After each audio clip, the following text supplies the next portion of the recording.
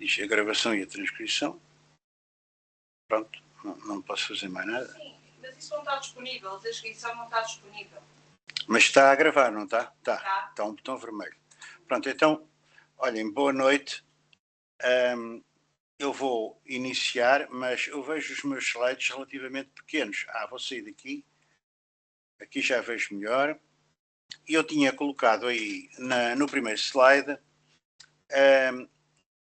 essa reflexão tirada de um dos livros, até por acaso da tradução espanhola, de um dos livros do Zizek, El plus de goce, Le plus de jouir, Guia para os não perplexos, onde ele diz o seguinte: nós, teóricos, somos histéricos e, como tal, necessitamos de um mestre. No desenvolvimento teorético não há democracia. O novo não surge através do raciocínio aprimorado, etc., mas principalmente através de tentativas desesperadas de descobrir o significado das afirmações arbitrárias do mestre que contrariam a doxa opinião teórica comum. Quando eu ouvi isto, pensei assim, bem, é talvez melhor explicar um pouco o que seria ou o que seja o conceito de histérico. E ao explicar isso, ao falar disso, meto-me necessariamente dentro dos 4 discursos principais de Lacan. Portanto, vamos a isto. Veem bem, estão a conseguir, porque há slides que têm bastante matéria. Ora, a teoria dos 4 discursos de Lacan é uma teoria desenvolvida pelo psicanalista francês Jacques Lacan. Ele argumentou que há 4 tipos fundamentais de discurso, definindo 4 discursos, a que chamou, aguardando a sala de espera, vamos dar-lhe aqui, como é que eu vou fazer? Admitir. Admitir aonde? Não está cá. Apareceu-me aqui em mim, eu vou admitir, pronto.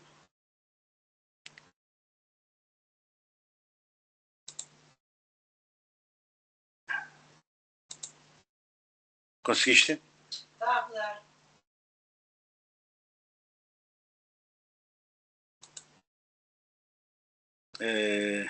Está aqui. Admitir. Boa noite. Boa noite. Ora bem, eu só pedi o favor de fechar, se não se importar, o seu microfone, para não... Em cima, no menu de cima, tem um microfonezinho, é só pôr uma barra em cima dele, como estão as outras pessoas. Exatamente, obrigado. Estava eu a começar a falar sobre a teoria dos 4 discursos de Lacan, que é, evidentemente, também recuperada pelo Slavoj Zizek. Eu devo dizer que nestas explicações que vou fazer, baseei-me muito em coisas muito elementares. Por exemplo, não me importa nada de ir à Wikipédia buscar elementos que serão depois comentados por mim. Este é um caso, não é? Os 4 discursos de Lacan, aquele depois mais tarde, uma fase já mais final da sua vida, acrescentou um 5º, o discurso do capitalista, mas são discursos que constituem uma teoria política de Lacan, constituem a maneira como Lacan encarou e formalizou, digamos assim, o contrato social, ou se quisermos o laço social, como é que se organizam as pessoas para interagirem entre si. E ele chamou a isso discursos. Considerou que havia, ou que há, 4, não vamos agora tratar do 5º, que é secundário, a que chamou discurso do mestre, discurso universitário, discurso da histérica, ou do histérico, ou da histeria, e discurso do analista, e que propôs que estes se relacionam dinamicamente todos entre si. Na verdade, trata-se de, já vamos ver, formalizar as coisas de tal maneira que os 4 discursos são todos constituídos por elementos que vão rodando ao longo de um esquema. A teoria dos 4 discursos de Lacan foi desenvolvida inicialmente em 1969, talvez em resposta aos eventos de agitação social durante maio de 68 em França, mas também por meio da sua descoberta do que ele acreditava serem deficiências na leitura ortodoxa do complexo de Édipo. Portanto, realmente, Lacan vai buscar a questão do complexo de Édipo, da importância do complexo de Édipo a Freud, mas vai-lhe dar uma grande volta. E uma das maneiras de lhe dar a volta é precisamente esta construção dos 4 discursos, que é apresentada no seminário O Reverso da Psicanálise, L'Envers de la Psychanalyse, e no texto Radiofonia, que, salvo erro, está incluído, não sei agora de cor, se está incluído nos escritos, que é um grosso volume, ou nos outros escritos, que é um outro volume onde se reuniu uma série de textos de Lacan. Ele passa a utilizar o discurso, portanto, para significar o vínculo social, o laço social, fundado numa intersubjetividade. Já sabemos que, para Lacan, como é evidente, como para Zizek, todo o ser humano se caracteriza por ser um ser social, ser um ser que necessita do outro, não é? Até para a sua identificação, isso é uma coisa que já vem desde Hegel, e Lacan utiliza o termo discurso para ressaltar a natureza transindividual da linguagem, ou seja, a fala é a linguagem, o falarmos uns com os outros implica evidentemente um grupo, implica uma sociedade e implica que todos estejamos, digamos assim, de algum modo, a falar dentro da mesma regra, dentro de um conjunto de regras que estão incorporadas desde o nosso nascimento. A estrutura dos discursos é interessante porque é composta de um conjunto de posições, a posição do agente, a posição do outro, a posição do produto ou da produção resultante desta interação e a posição da verdade. E estão aqui resumidas neste esquema em que o agente aparece no canto superior esquerdo, está em relação com o outro, portanto o agente é aquele indivíduo que, por exemplo, toma a palavra, neste caso, por exemplo, até estou a ser eu, ou que de algum modo inicia qualquer tipo de relacionamento interpessoal, o outro, e depois o que resulta daí, a produção, não é? Eu tenho aqui, portanto, o agente, o falante do discurso, o outro a quem o discurso se dirige, o produto é o que o discurso criou e, finalmente, a verdade, o que o discurso tentou expressar. Naturalmente, já sabemos que em Lacan, como depois, evidentemente, a mesma coisa em Zizek, a verdade e a realidade, pode dizer isto de uma ou de outra, tem a estrutura da ficção. Portanto, não se trata de uma noção tradicional ou de senso comum de verdade. Portanto, os 4 discursos representam as 4 formulações possíveis da rede simbólica que os laços sociais podem assumir e podem ser expressos como as permutações de uma configuração de 4 termos, os tais termos das posições que acabei de referir. Ou variáveis: o sujeito, o significante mestre, o conhecimento e o objeto pequeno a. Isso agora vem mais explícito no próximo slide. O significante dominante, o significante mestre, é normalmente abreviado sob a fórmula S1. O significante a quem ele se dirige, digamos assim, é o S2. O S barrado, que está aqui, é o sujeito. E, finalmente, o A, o pequeno a, muitas vezes é posto até em itálico, é o objeto pequeno a que o Lacan considerava ser a sua principal descoberta.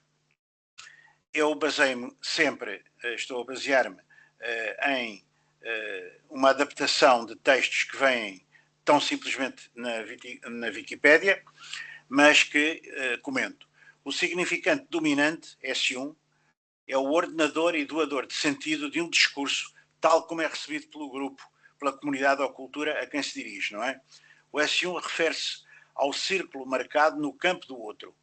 É o significante mestre. S1 também se lhe chama significante mestre.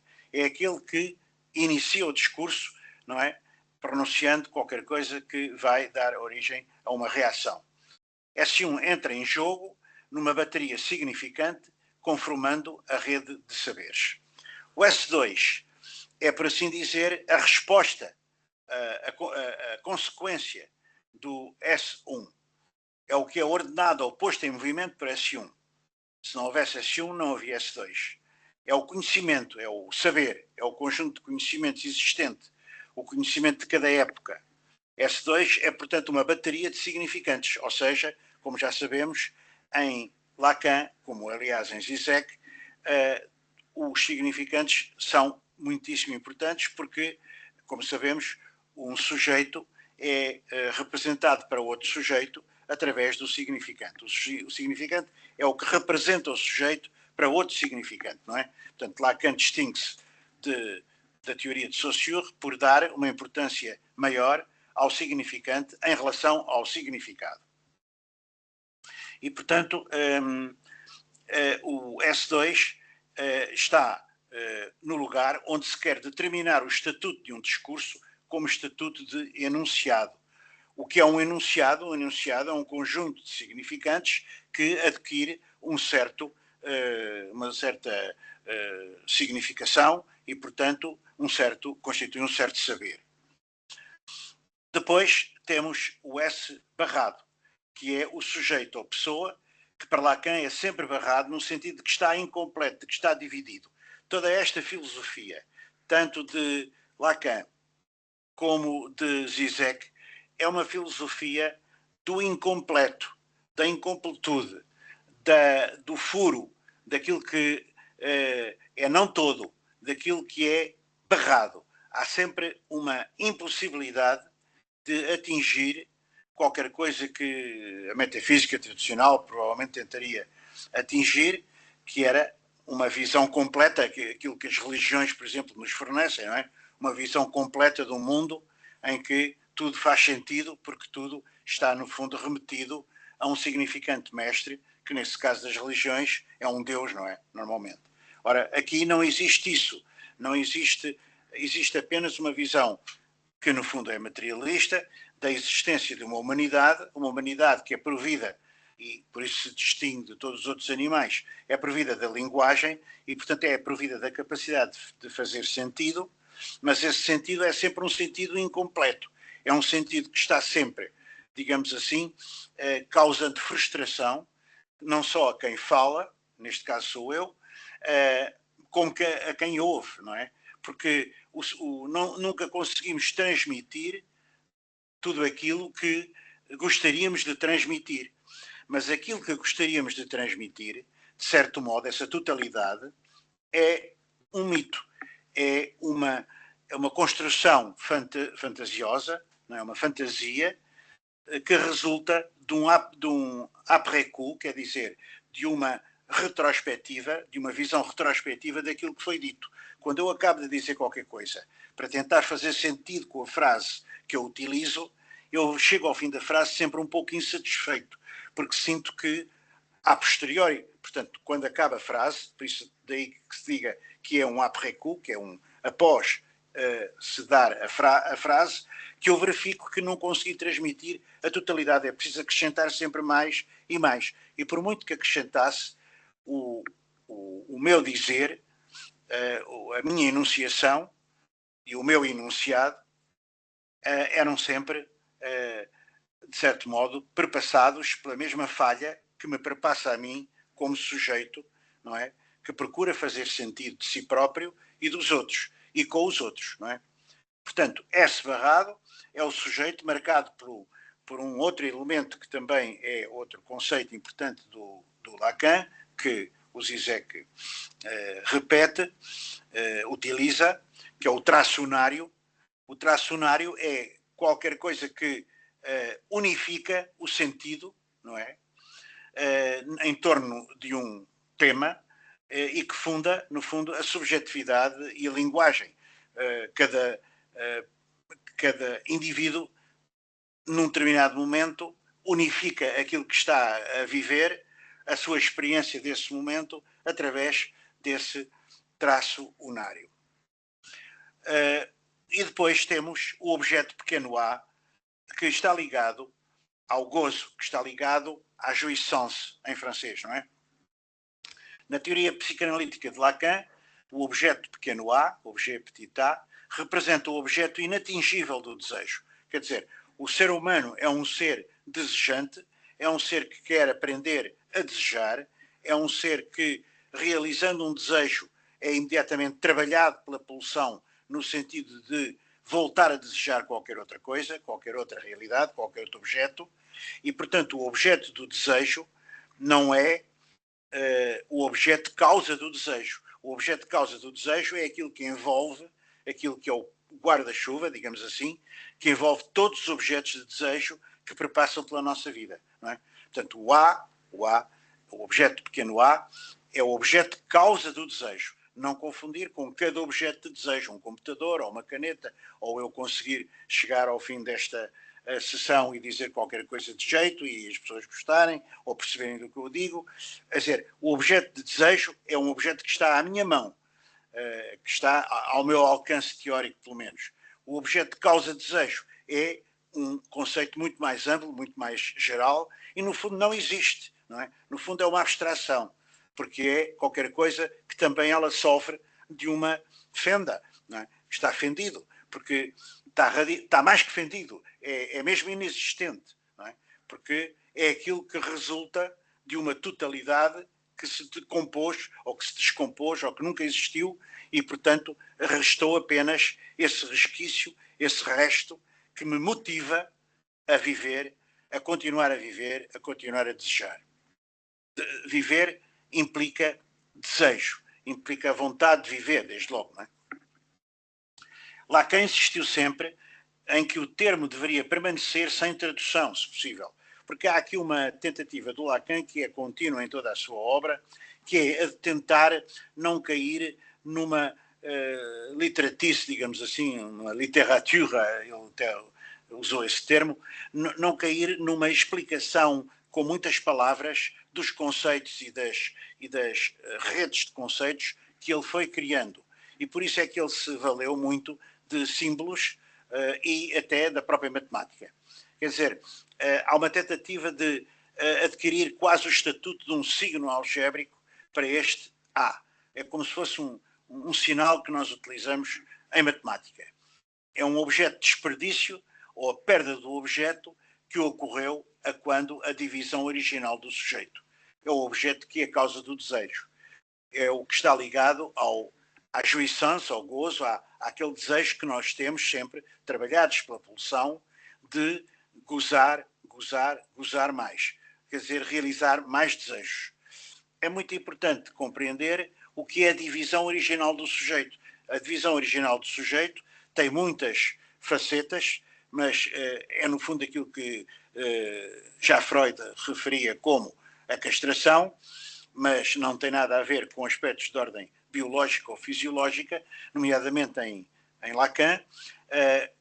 A castração, de que vamos falar daqui a pouco mais, espero ter tempo para isso, é uma castração simbólica, ou seja, o sujeito, a partir do momento em que é um sujeito falante, é um sujeito que se distingue de todo o resto da criação, de todos os outros animais, profundamente, isto opõe-se profundamente a estas pessoas que andam a fazer aí as teorias de que o ser humano continua os animais, é apenas um animal mais evoluído, criou a cultura e tal.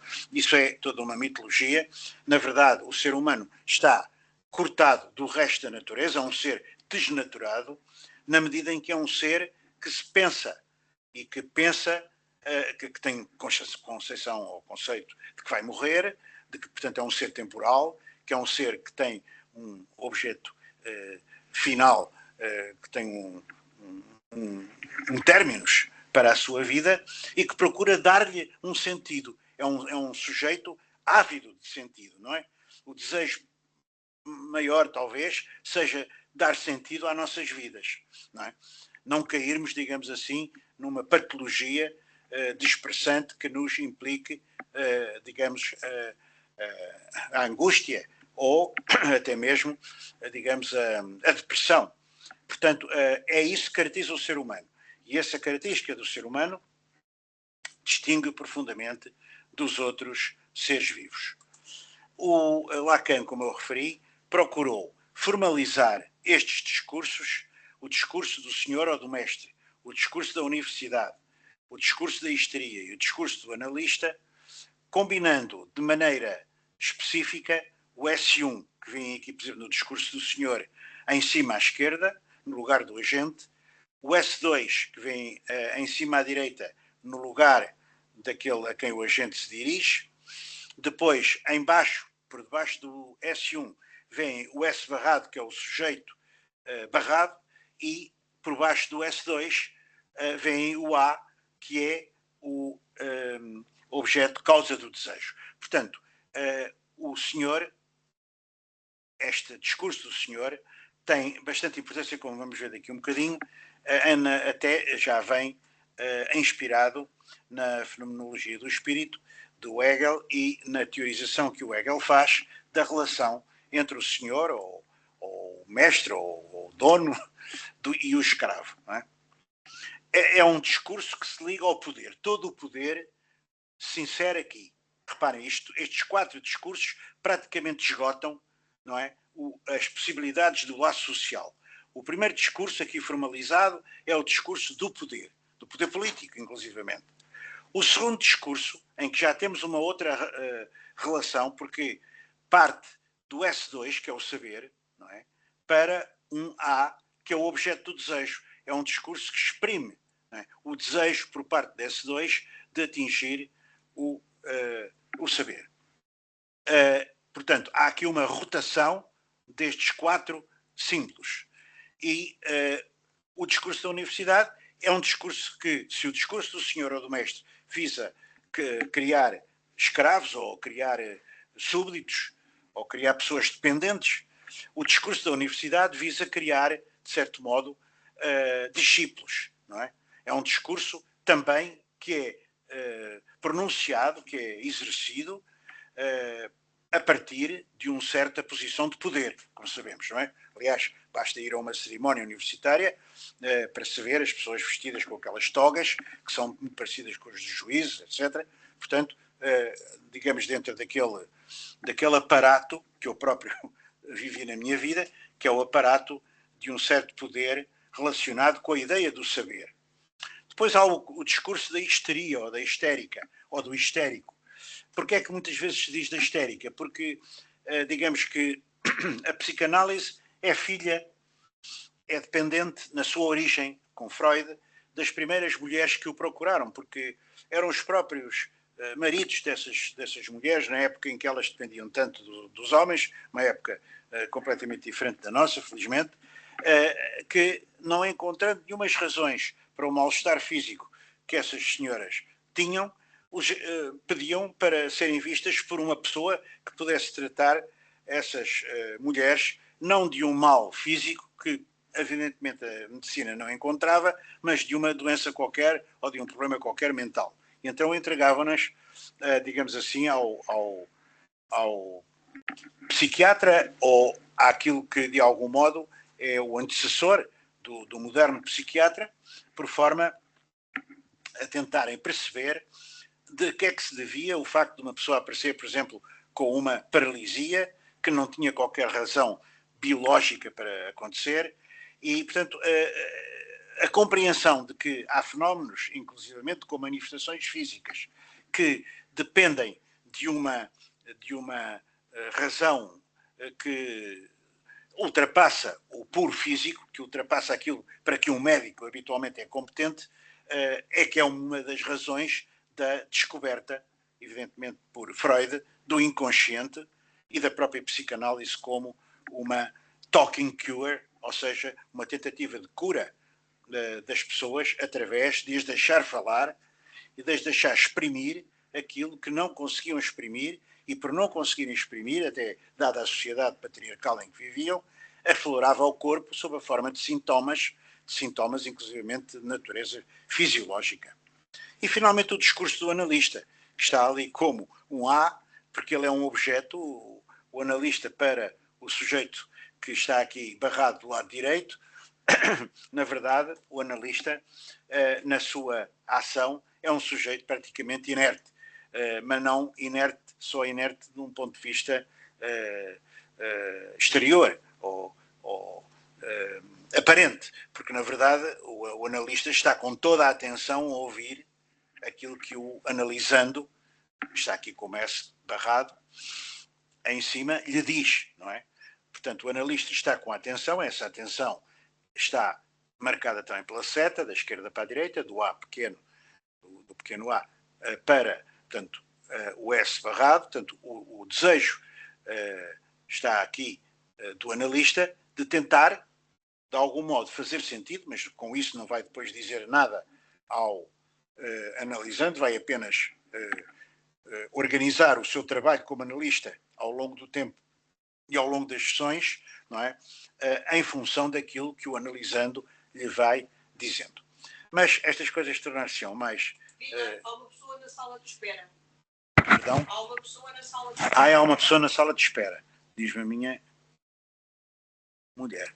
Vamos lá ver como é que eu consigo admitir todos. Portanto, boa noite, peço desculpa se por acaso falhei alguém. Agora já está, não é? Peço às pessoas que entraram o favor de cortar o seu microfone. Ora, temos aqui um desenvolvimento do tal discurso do mestre ou do senhor. Há um sujeito barrado, S', que está na posição de baixo. Eu tenho que lembrar este elemento aqui. Temos 4 posições nestes gráficos, não é? É o agente, é o outro, é a verdade e é o produto.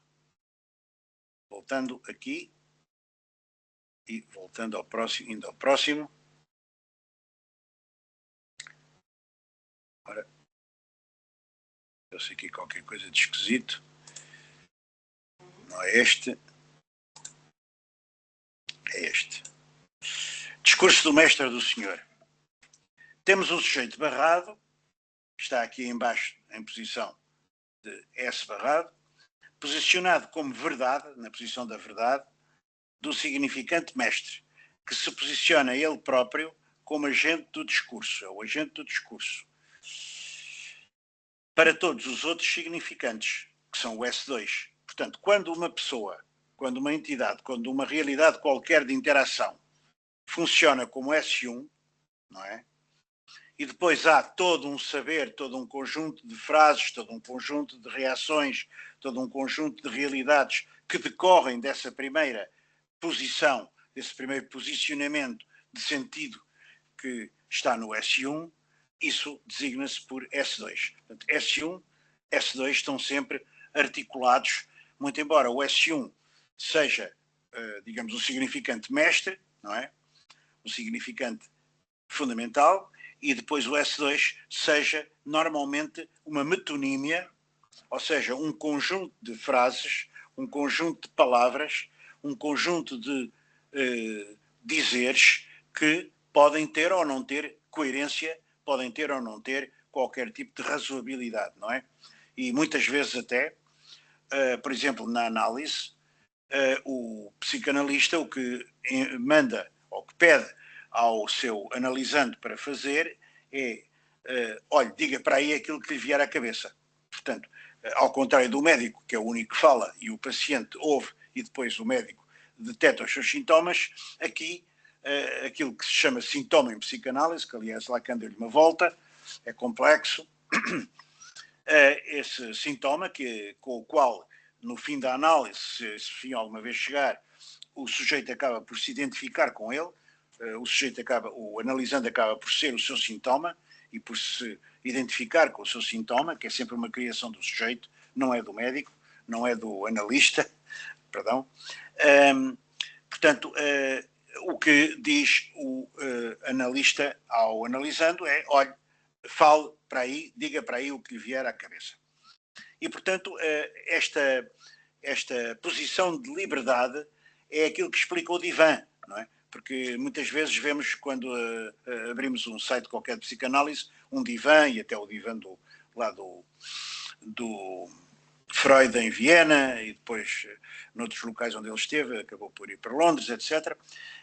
Mas, na verdade, para que é que serve o divã? Para, por um lado, o analisando se deitar aí e se sentir mais à vontade, no sentido de não encarar de frente o analista e poder, digamos assim, delirar à sua vontade. Porque, de facto, aquilo que nós fazemos quando falamos é um delírio, não é? Evidentemente que esse delírio está depois constrangido por determinado tipo de discursos que nós vamos apreendendo e que nós vamos, desde a escola primária, não é? Aprendendo a dar-lhes um sentido qualquer. Se nós vivêssemos no delírio, vivíamos, digamos assim, numa situação de psicose, por algum modo, teria que se categorizar como tal. Mas não, nós, na verdade, deliramos no sentido mais genérico da palavra, isto é, nós fazemos associações de ideias, contamos sonhos, julgamos que conseguimos interpretar os nossos sonhos, ficamos admirados e pedimos ao analista para ele tentar interpretar, não vai interpretar nada, mas de qualquer maneira, portanto, nós, dentro do consultório analítico, nós estamos em total liberdade. Ali não há lei, porque o inconsciente, o que se pretende chegar, de algum modo, é qualquer coisa a que nunca se pode chegar. Por isso é que a psicanálise é, de certo modo, a profissão, ou se quiserem, o trabalho impossível, não é? Não se consegue nunca chegar ao inconsciente, não é? Porque o inconsciente, por definição, é incongruível.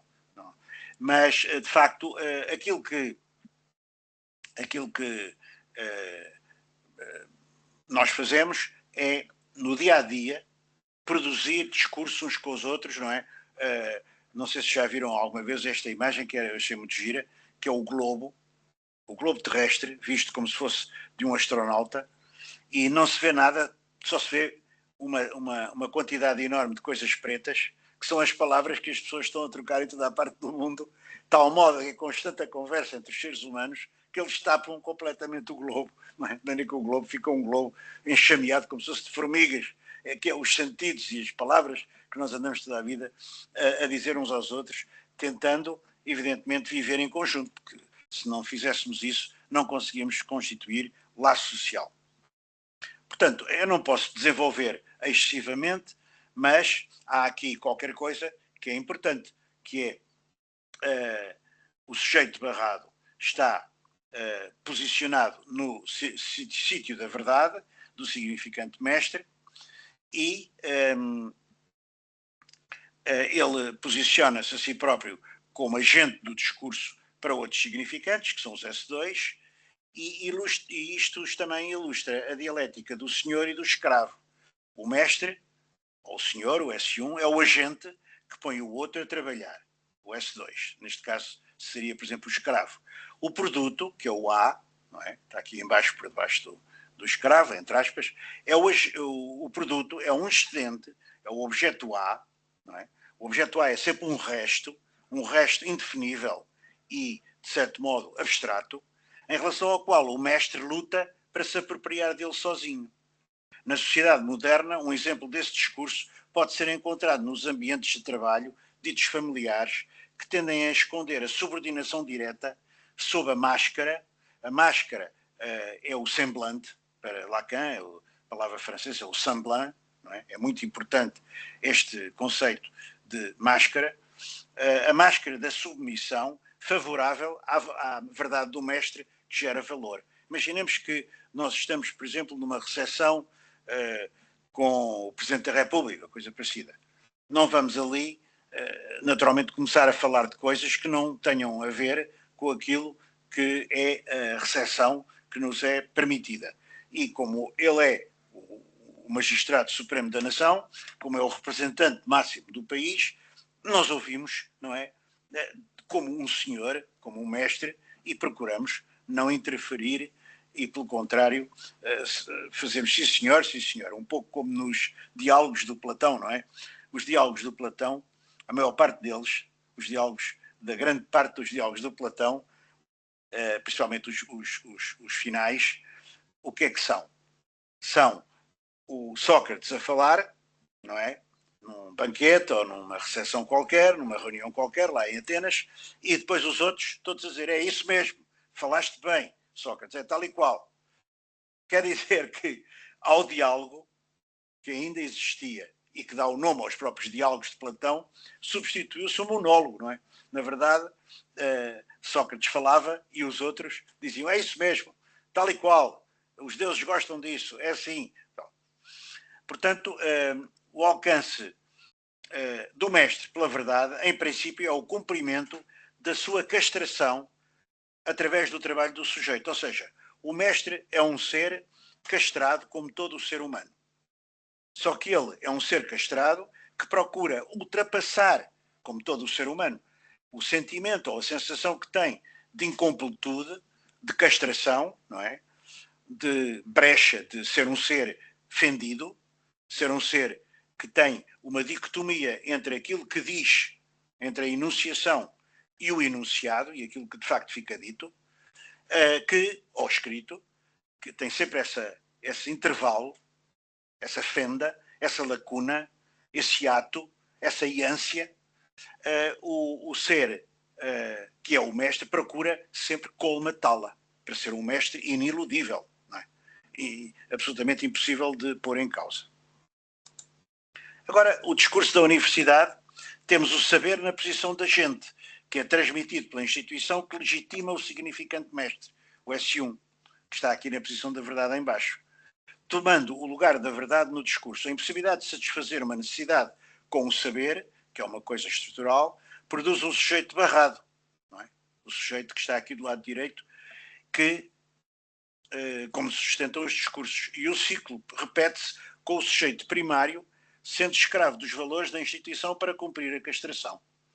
Portanto, o sujeito, no fundo, é levado a ser, a dizer que sim, por muito que discuta e ponha em causa o próprio professor, não pode estar constantemente a pô-lo em causa, nem isso teria razão de ser, uma vez que se inscreveu naquele curso e, portanto, ao inscrever-se numa instituição de ensino, está imediatamente, nós somos escolarizados e gramaticalizados e instrumentalizados para o conhecimento nas suas várias etapas, desde a escola primária, inclusive pré-primária para alguns, primária, secundária, liceu, não é? Agora escola secundária, e depois na universidade nós somos gramaticalizados, somos incluídos dentro de um discurso que é um discurso plausível, não é?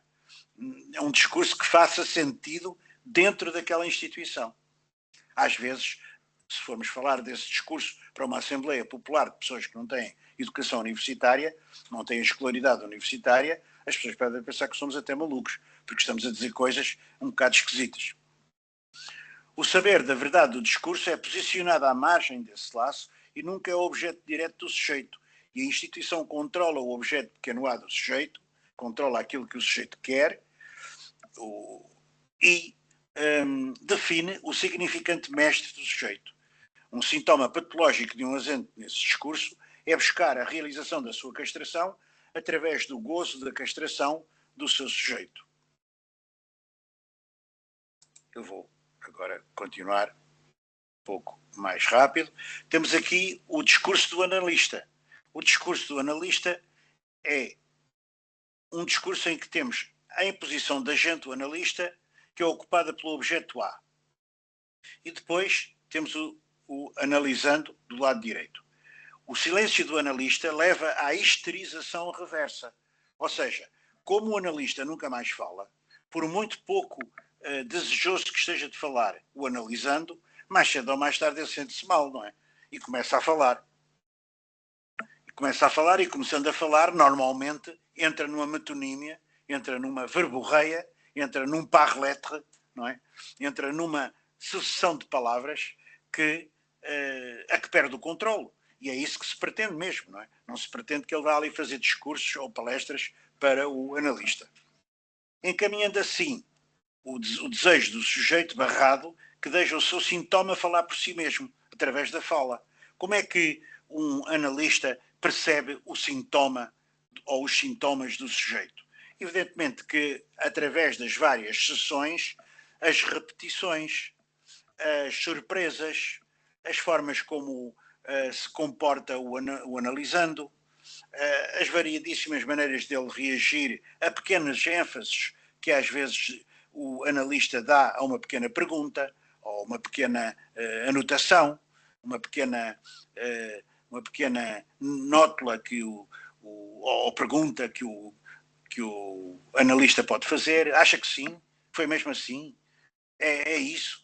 E a pessoa tende logo a explicar, foi, por causa disto, e mais aquilo, e mais aquilo outro, e mais aquilo outro. Portanto, o que o analista quer é que nós falemos para poder compreender as repetições, inclusivamente as negações.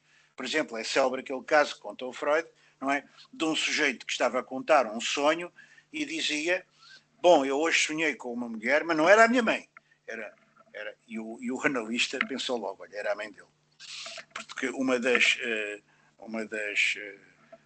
forças que atua nesta maneira de reagir de cada um de nós, não é? É muitas vezes querer, digamos assim, dar o semblante, parecer que não estamos obcecados com isto ou com aquilo ou com aquilo outro. Portanto, é já uma autocrítica que estamos a fazer e o analista apercebe-se disso. De qualquer modo, não vai dizer isso ao analisante, senão estragava a análise toda. Uma análise é uma coisa muito difícil de fazer e eu, sinceramente, acho que deve haver muito poucos bons analistas lacanianos.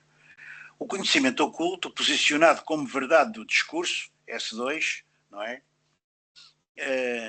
Representa tanto a técnica de interpretação do analista quanto o conhecimento adquirido do sujeito. Eu vou avançando porque depois também tem a possibilidade, se eu conseguir gravar, ou melhor, registar esta gravação, poder dispor isto no meu canal do YouTube para poderem ver com calma. O discurso do histérico, ou da histérica, ou da histeria, vou ler rapidamente, apesar da sua aura patológica, o discurso do histérico exibe o modo de fala mais comum, esbatendo a distinção entre a imagem clínica e a alteridade dos ambientes sociais.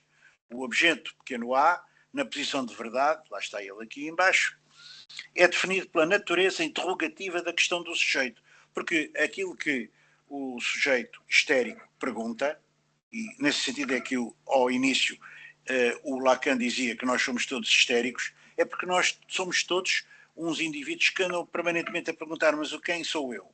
O que é que eu estou a fazer aqui? Qual é o sentido da minha vida? Qual é o sentido da minha tarde? Qual é o sentido do meu projeto de vida? Qual é o sentido de eu estar a viver com a pessoa X ou Y? Qual é o sentido de eu a seguir ir, por exemplo, jantar? Portanto, nós somos seres da interrogação. Somos seres que se interrogam permanentemente, ao contrário dos animais, que são movidos pelo instinto, não é? Nós somos movidos pelo desejo. E esse desejo é um desejo que se reflete em nós mesmos. Nós espelhamos-nos. As nossas perguntas retroagem sobre nós próprios. E, portanto, a pergunta que eu faço ao outro, diz-me, tu que és um sábio, diz-me, por favor, quem sou eu? O que é que achas que eu sou? Como é que eu devo proceder? Por exemplo, a criança pergunta ao pai, ou o aluno pergunta ao mestre, ou outra coisa qualquer. Enquanto que nós fazemos essa pergunta, estamos-nos a colocar numa posição, de certo modo, por vezes, insistente e que é repetitiva. E essa repetição, ela própria, é uma repetição de histeria. Vou avançar para podermos... Eu vou recorrer a este dicionário, que é um dicionário que eu por acaso até tenho aqui sobre a mesa, bastante espesso. Os dicionários às vezes são bons, mas agora não posso, posso aqui através da minha pequena imagem mostrar. Este dicionário é um dicionário de psicanálise publicado há poucos anos e é interessante, embora não dê às vezes o relevo suficiente. O problema dos dicionários é que eles mudam muito de qualidade de entrada para entrada, não é? Há entradas bastante boas e até algumas bastante longas para um dicionário de relativo bolso, embora não haja bolso que consiga levar este dicionário, mas é de pequeno formato, não é uma enciclopédia, mas é um dicionário interessante. E eu recorro a este dicionário para um breve apontamento prévio, que é o seguinte: explicar o que é o complexo de castração desde já para Freud. Para Freud, este complexo é o conjunto das consequências subjetivas, principalmente inconscientes, determinadas pela ameaça de castração no homem e pela ausência de pênis na mulher. Portanto, Freud estava ainda muito ligado a estes aspectos biológicos ou, de algum modo, morfológicos, anatómicos, relacionados com o homem e com a mulher. Estava ainda muito ligado à sua formação médica, digamos, de psiquiatra, que tinha tido uma formação médica. Para Jacques Lacan, que fala mais de castração do que de complexo, é o conjunto destas mesmas consequências, na medida em que elas são determinadas pela submissão do sujeito ao significante. Portanto, aquilo que é importante em Freud, que é muitas vezes até o aspecto ainda de ordem biológica, é substituído em Lacan pelo aspecto simbólico, e simbólico em relação ao significante. O significante é que é o elemento importante, não é, para Lacan. Claro, de uma maneira muito primária e nas suas primeiras formas de abordar Freud, Lacan tem ainda uma abordagem, digamos assim, em 3 fases, que são 3 fases do Édipo, do chamado complexo de Édipo. Num esquema muito simples. Primeiro, o rapaz ou a menina deseja ser o falo para captar o desejo da mãe. Na segunda fase, a interdição do incesto retira a mãe, também concebida como castrada, mas em posição de mediadora em relação ao pai, aquela posição ideal do falo.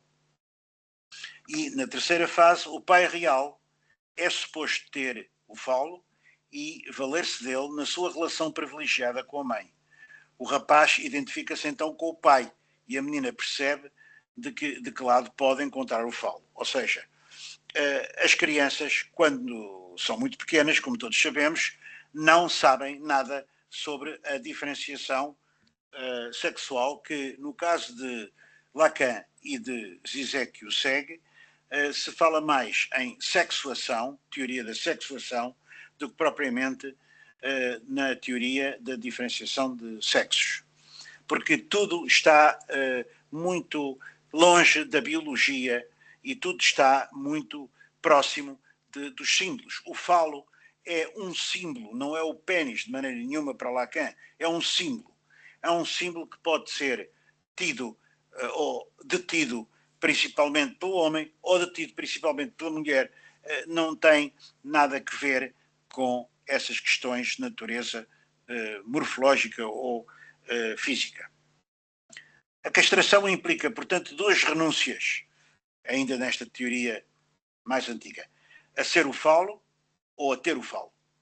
Esta torna-se, pois, um significante, e quando o sujeito acede à linguagem, ao simbólico, que é naquela fase em que uma pessoa passa de uma dominação das imagens, em que ainda não é capaz de falar, etc., até à fase, ou já na fase em que é capaz de elaborar discursos, o objeto fálico é imaginariamente cortado num processo de negação.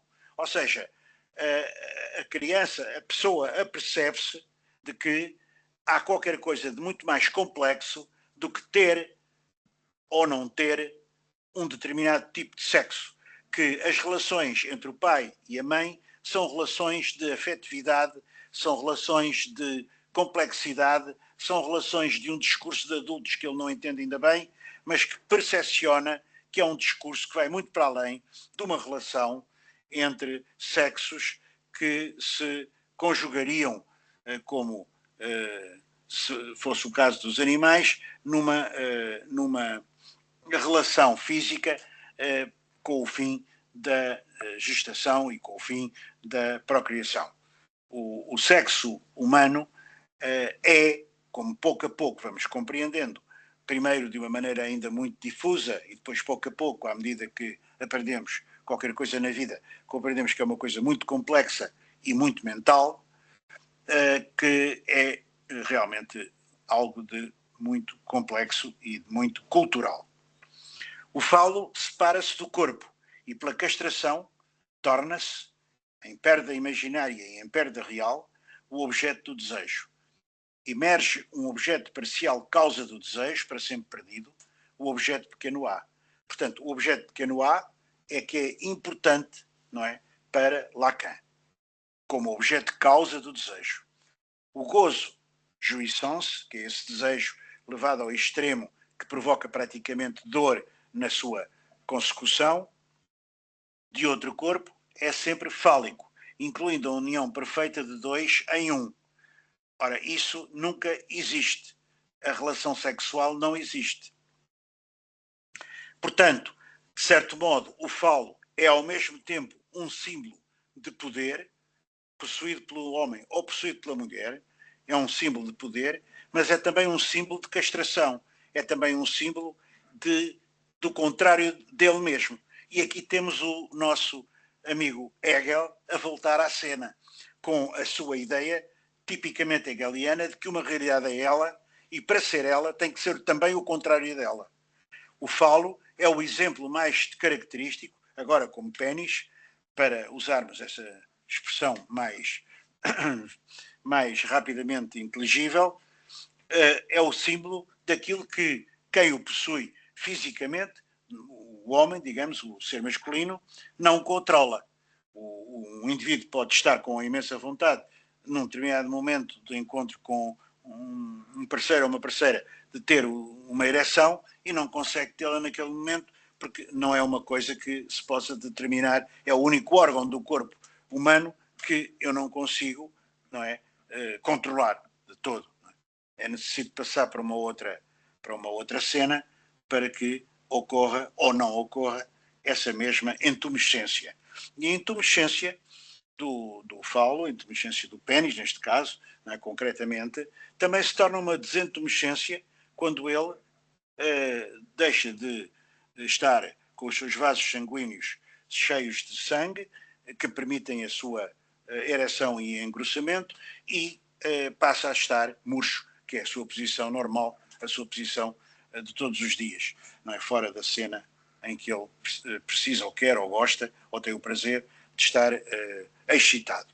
E esta dupla posição do falo faz dele, com facilidade, a associação a um símbolo que é um símbolo de poder que tanto pode ser possuído, como já disse, pelo lado masculino ou pelo lado feminino, mas que é realmente um símbolo de qualquer coisa que é a negação de si mesma, ou que pode ser a negação de si mesma, na medida em que o poder é sempre uma coisa que pode ser retirado, que pode falhar, que pode falir, não é? Aqueles que têm muito poder, qual é o seu medo maior?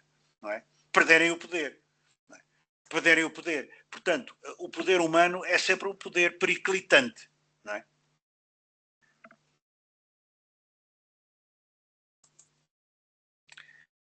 Eu vou agora voltar aqui ao livro do Benoit Guiette, que é aquele livro que eu indiquei de início como um livro que eu estou autorizado a utilizar na sua edição, na sua tradução, melhor dizendo, portuguesa, que eu fiz, e que pedi licença ao autor, a Benoit Guiette, e pedi licença também, através dele, à editora L'Harmattan, para poder usar partes do livro, traduzidas por mim, aqui e comentá-las. E, claro, eu enviei esse texto às pessoas que estão inscritas. Creio que todas as pessoas que estão aqui presentes terão recebido, não é? Tenho enviado. Se alguém lhe falta algum capítulo, pode depois enviar-me um mail que eu remeterei esse capítulo. Agora, o capítulo em que estamos é um capítulo sobre o simbólico, em que o Benoit Guiette fala aqui, é a parte 3 do livro, chamado A Castração Simbólica e as Fórmulas da Sexuação. Lá está, as fórmulas da sexuação, que é como Lacan formalizou, e depois Zizek com ele, formalizou a questão da complexidade da relação sexual humana. Ora, sobre a castração simbólica, eu vou ler necessariamente algumas partes apenas de um texto longo, que de maneira nenhuma podíamos ter tempo para estar a analisar aqui. O acontecimento central na hominização dos nossos antepassados primatas é a castração simbólica. Eu, se fosse ter com alguns dos meus colegas da evolução humana ou da biologia, da antropobiologia ou coisa parecida, e lhes dissesse isto, eles achavam que eu não estava muito bom da cabeça, porque normalmente o que ligam à hominização, eu também ensinei a hominização toda a minha vida, ao dar pré-história, o que valorizam é evidentemente aspectos de ordem física e aspectos de ordem cultural, a posição bípede, a libertação das mãos, a utilização das mãos como instrumentos muito sensíveis, a posição bípede e a capacidade de alargamento do cérebro e outras coisas, etc. por aí fora. Ora, de facto, aquele primeiro ser humano que conseguiu falar, certamente não vamos imaginar que houve um momento na história em que houve um ser humano que disse Eureka, já começa a falar, evidentemente que a coisa é muito mais complicada, não é? Mas aquele primeiro, mas imaginando de uma maneira, digamos, grosseira e anedótica, que um primeiro ser humano tinha começado a falar, esse primeiro ser humano transformou-se num ser humano mesmo. E então tramou-se. Tramou-se porquê? Porque ficou toda a vida castrado. Ou seja, enquanto os outros animais realizam as suas ações, às vezes matam-se uns aos outros, outras vezes procriam, enfim, vivem lá sossegados, à exceção de quando são incomodados pelo ser pior que houve na natureza até hoje, que somos nós. Não é? Nós demos cabo de muita da fauna e continuamos a dar cabo de muita da fauna, quanto mais não seja, basta ver os incêndios que alguns indivíduos, não serão todos de fogo posto, mas alguns incêndios serão, que se entretêm a queimar florestas inteiras e a dar cabo não só da obra humana, da propriedade dos outros, mas também da própria fauna que vai ficando cada vez mais rarificada. E houve muitas espécies, milhares, para não dizer milhões, de espécies que certamente ao longo do tempo já desapareceram. A natureza só pode tornar-se ela própria ou ter uma identidade estabelecendo uma distância em relação a si mesma, isto é, apenas através de um descentramento simbólico radical. Portanto, o que é que aconteceu com a natureza? Houve uma evolução das espécies, claro, darwiniana, mas, a determinada altura, o sistema nervoso central criou um aparelho de tal modo sofisticado que esse aparelho começou a poder pensar sobre si mesmo. Em vez de apenas pensar sobre a realidade que se lhe deparava, que é o que acontece naturalmente com os animais, nomeadamente os animais mais evoluídos, os primatas, os símios ditos superiores, etc., chimpanzés, bonobos, etc., começou mesmo a conseguir criar uma narrativa simbólica sobre aquilo que é a vida, começou-se a interrogar sobre o que é ele próprio, etc. E aí ficou castrado, porque lá está mais uma vez o Hegel com as suas contradições, aqui a influenciar muito o Lacan e, evidentemente, o Zizek, que é um hegeliano profundo, que é a castração simbólica, é o nome dado a esse distanciamento em relação à natureza, que é, por um lado, um progresso, sem dúvida, porque um ser humano, que diabo, eu gosto mais de me encontrar com um ser humano do que com um lagarto ou com um pássaro qualquer aí fora, não é? Mas eu sei que um ser humano me pode pôr problemas mais aborrecidos do que propriamente uma pequena lagartixa que foge à minha frente ou um passarinho que eu até gosto de ver numa árvore, não é? Portanto, os animais podem ser, de facto, maravilhosos, até os animais de companhia que as pessoas gostam muito, mas não nos causam os problemas que às vezes outros seres humanos são muito perversos. O ser humano é um ser perverso, por definição.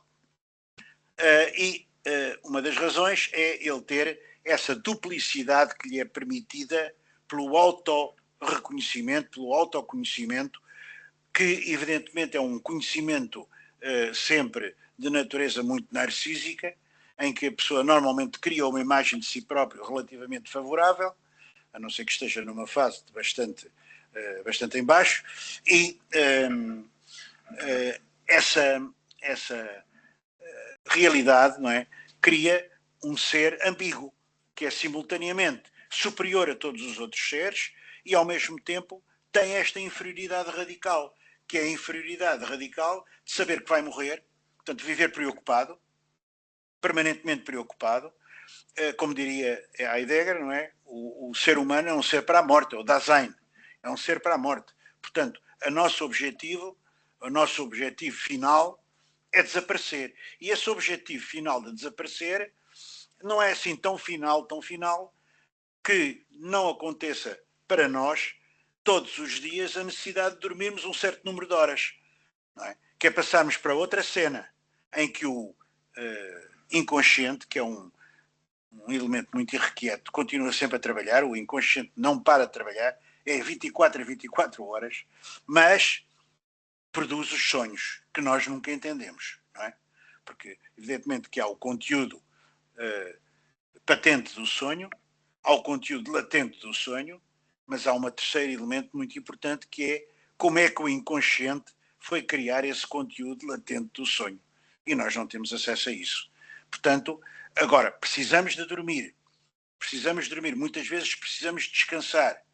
E muitas vezes, quando estamos completamente arrasados de cansaço, quase dizemos, quase me apetecia ficar já aqui para o resto da minha vida, não quero sair mais daqui, estou cansadíssimo, estou esteiradíssimo. Portanto, há como que uma espécie de vontade do que está em movimento, daquele ser que está em movimento, não é? Cair numa espécie de letargia. Não é? Cair numa espécie de... E é isso que nós fazemos quando tomamos os nossos sedativos para dormir. Eu, por exemplo, já tomo desde miúdo, desde muito novo, tomo comprimidos para poder dormir, porque sou ansioso. E, portanto, toda esta movimentação que uma pessoa tem durante o dia precisa da noite e precisa de momentos de descanso, de férias, por exemplo, de interrupção dos nossos ritmos. Ora, os outros animais não precisam de férias para nada. A castração simbólica é o processo pelo qual adquirimos a capacidade de transcender a natureza e adquirimos as nossas capacidades de abstração, as nossas capacidades de abstrair uma forma de um conteúdo. Isto é muito importante.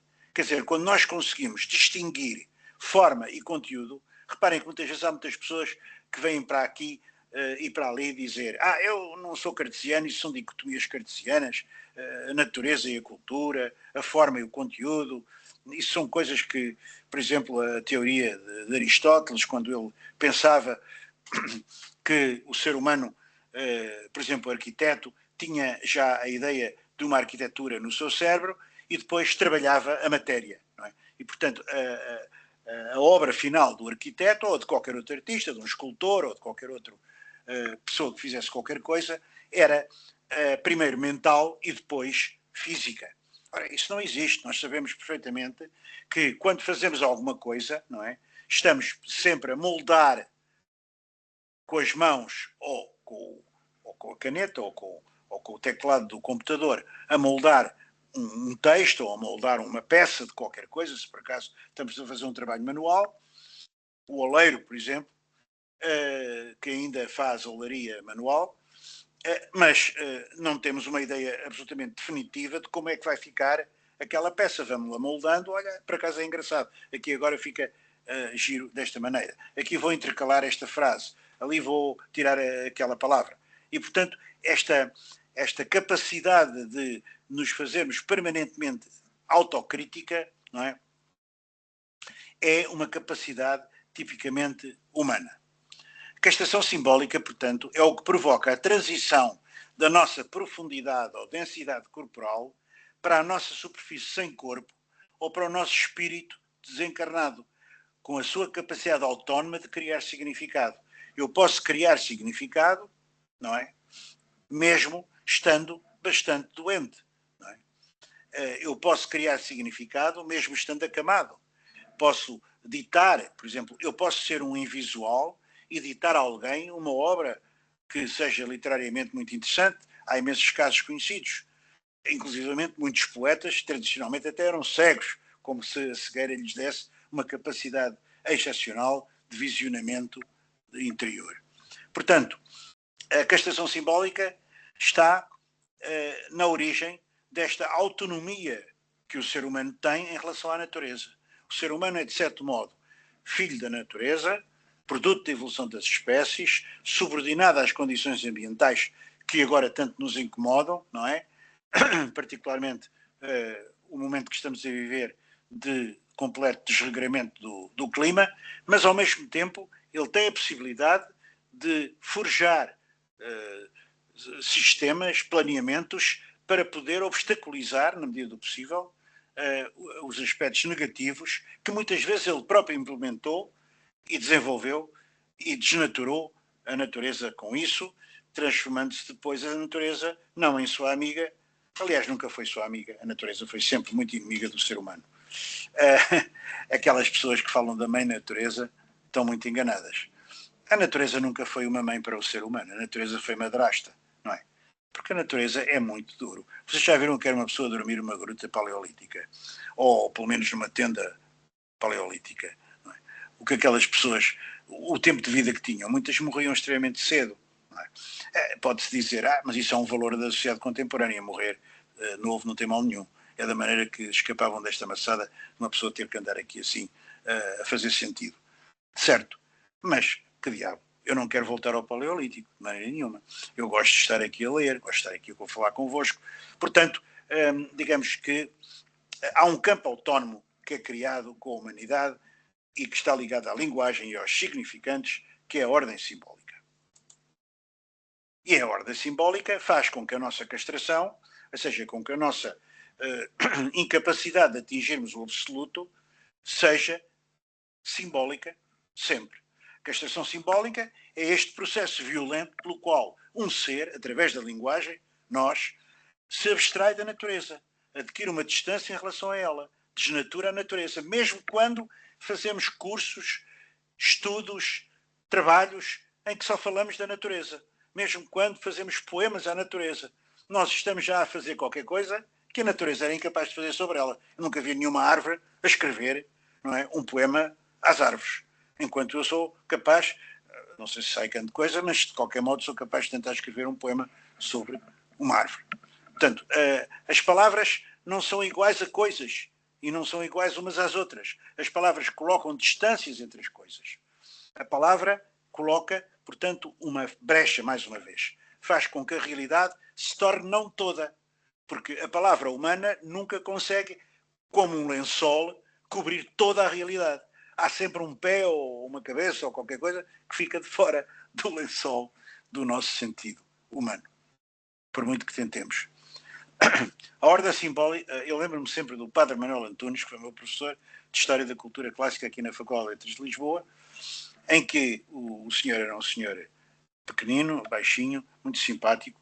Uma vez encontrei no autocarro, me sentei ao lado dele e gostei muito de falar com ele, porque era uma pessoa, de facto, muito simples. Padre Manuel Antunes era o diretor da Brutéria e daquela enciclopédia enorme, foi um dos diretores daquilo. E ele dizia-nos, a nós, um anfiteatro cheio de alunos de vários cursos, porque era no anfiteatro grande da Faculdade de Letras aqui de Lisboa, que é muito grande. Ele dizia-nos, eu sou infinitamente ignorante.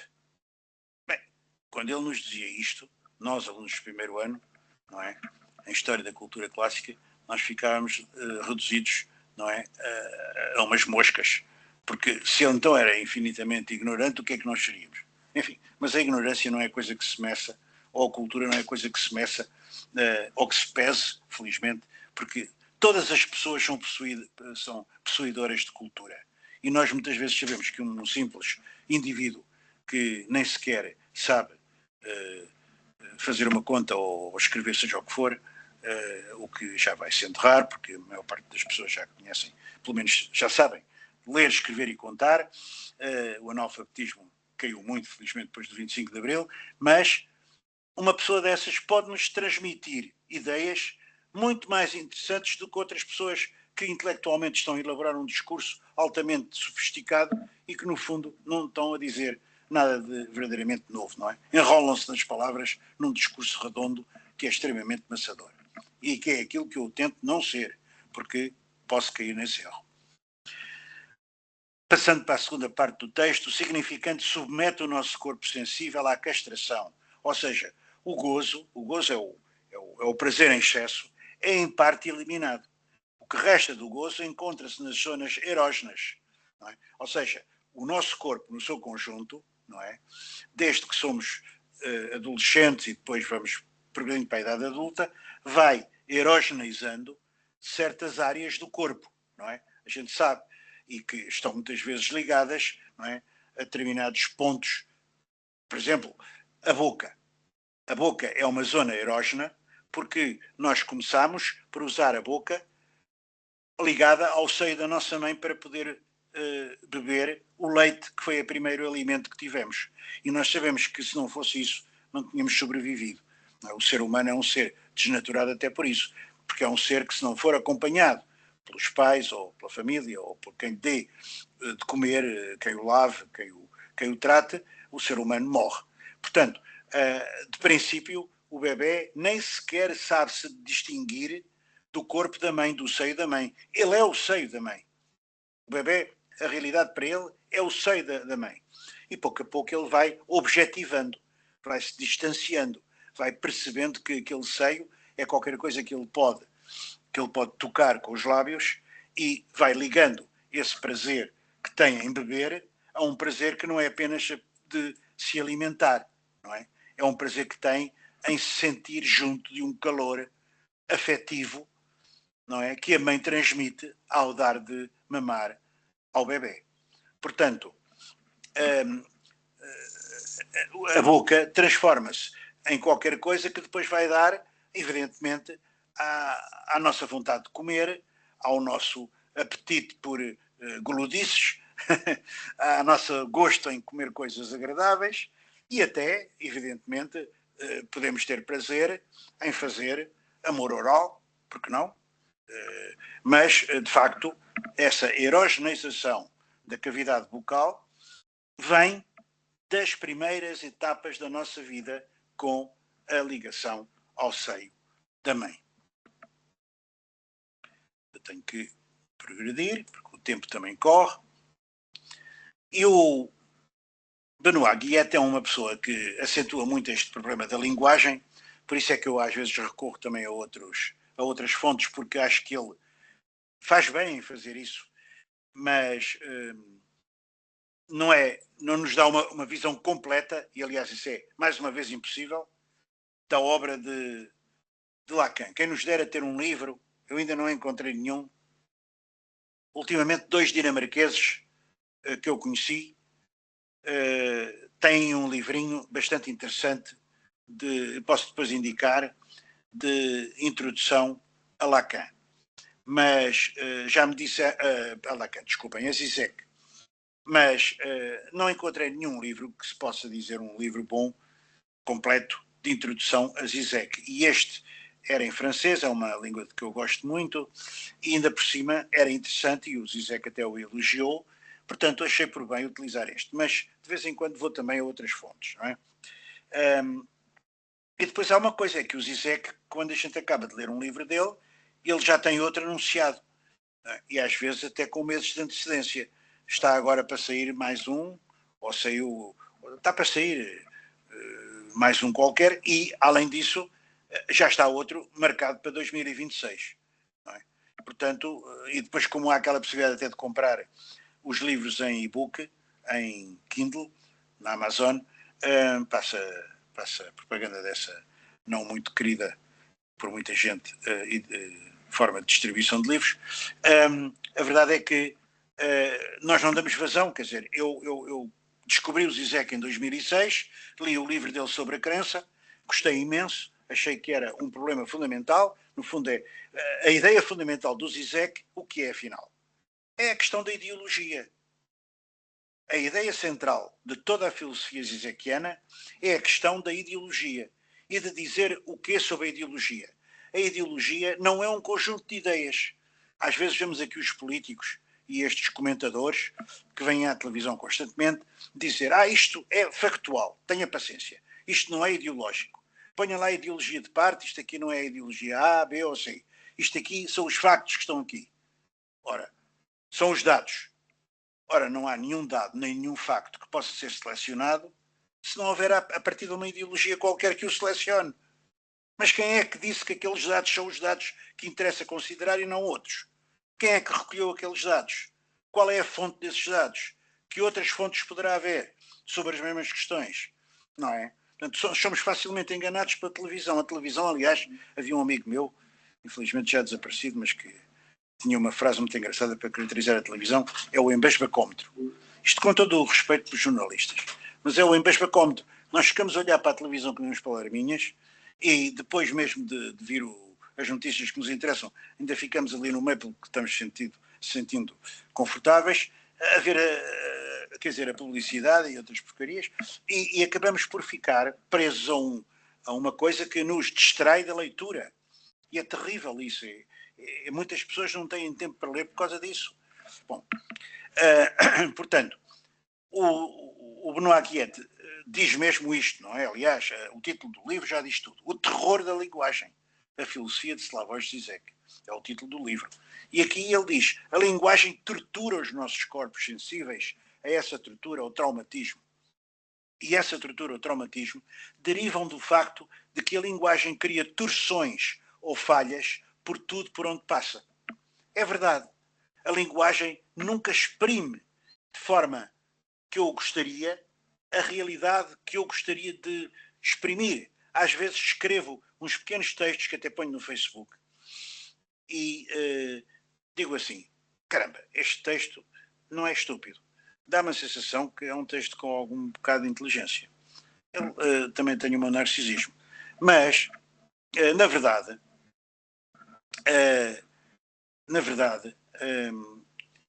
a própria poesia, porque é que nós precisamos da poesia como do pão para a boca? Porque a poesia é o torcer da linguagem do senso comum. Mal vai do poeta que vai julgar que vai escrever poemas, eu vejo às vezes isso no Facebook, não é? Pessoas que põem lá coisas que dizem que são poemas e que têm toda a pinta de julgarem que são poemas, porque até põem uma imagem bonita, um pôr do sol, uma ave, umas flores, uma coisa qualquer, e põem ali umas coisas que eu também provavelmente já caí nesse erro, não é? Mas realmente uma pessoa lê aquilo e diz assim, mas isto alguma vez é poesia? Estas pessoas não sabem o que é poesia. A poesia é a arte mais difícil. Como aliás toda a grande arte, uma boa pintura, uma música boa. É uma coisa raríssima. A boa arte é uma coisa raríssima. Portanto, aquilo que tem qualidade é uma torção, e vocês reparem agora na música contemporânea, que há muitas pessoas que não gostam, há muitas pessoas que ficaram só a ouvir a música barroca, que eu gosto muito, adoro. Atinjo quase o êxtase com certas coisas do Vivaldi, do Bach, do Handel, do sei lá quem, do Biber, imensos. Mas, e também gosto de ouvir música pop boa. Agora, quer dizer,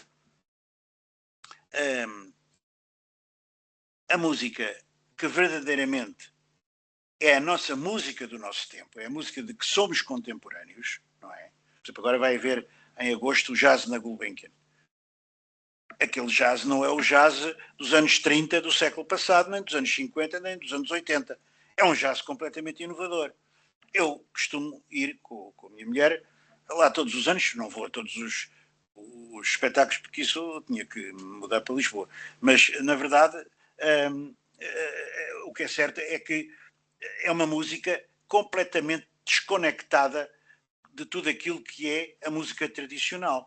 Ora, a própria música clássica, dita clássica, ou séria, ou como queremos chamar, ou intelectual, ou elaborada, contemporânea, é uma música atonal. É? Nós vamos ouvir Schoenberg, nós vamos ouvir, meu Deus, Messiaen, nós vamos ouvir, sempre que a gente quer dizer alguma coisa de memória, às vezes esquece. Tantos autores contemporâneos. E a primeira sensação, uma pessoa que nunca ouviu aquilo, se eu mostrar aquilo, uma pessoa que vier aí de alguma aldeia, a pessoa diz, este senhor é maluco. Está para aqui a fazer uma barulheira bestial, então isto alguma vez é música. Porque as pessoas não estão incluídas dentro desse universo de sentido, dentro desse universo que é o universo musical contemporâneo, que é uma música totalmente fora das harmonias e das melodias tradicionais, que nós também gostamos muito. Portanto, tem a sua sensibilidade embutada porque não têm hábito de ouvir. Uma das coisas mais importantes é levar música às escolas, música aos miúdos, desde muito novos. Tirar-lhes os telemóveis e pôr-lhes música boa. Era o que eu, se fosse um ditador, fazia. Ora bem, portanto, A linguagem tortura os nossos corpos sensíveis e essa tortura ou traumatismo derivam do facto de que a linguagem cria torções ou falhas perdão, por tudo por onde passa. Ora, para contrariar essas torções, que são incompletudes, nós tentamos completá-las com torções às torções. E é isso que é a poesia, é isso que é a linguagem da ficção, é isso que é o romance, o bom romance, não é? Todo o bom romance. Nós lemos um livro, por exemplo, da Maria Gabriela Lansol, que é, para mim, a mais notável escritora portuguesa. Não é? Nós ficamos abananados. Aquilo não é fácil de ler, mas é uma coisa de uma densidade poética brutal, brutal. Portanto, quer dizer, e mesmo muitos outros grandes escritores. Nós, felizmente, em Portugal, somos muito pobres em filosofia, agora os filósofos vão me matar, mas somos muito ricos, como sabem, em literatura. Temos grandes escritores, grandes poetas. Bom, mas, continuando, estas falhas resultam do corte da banda de Móbius. O que é uma banda de Móbius? Já vamos ver a seguir. E esta divisão gera o nó borromiano, mantendo o I, o S e o R. O que é isto? O I é o imaginário, é o conjunto de elementos do imaginário. O S é o simbólico e o R é o real, que é a coisa mais difícil de definir. Separados, mas também ligados. Sem o trauma que torna a ordem simbólica inconsistente ou não toda, isto é, nunca a ordem simbólica consegue, digamos assim, completar completamente o sentido. Vocês imaginem o que era a ordem simbólica que nós vivemos hoje dar-nos o sentido completo da vida.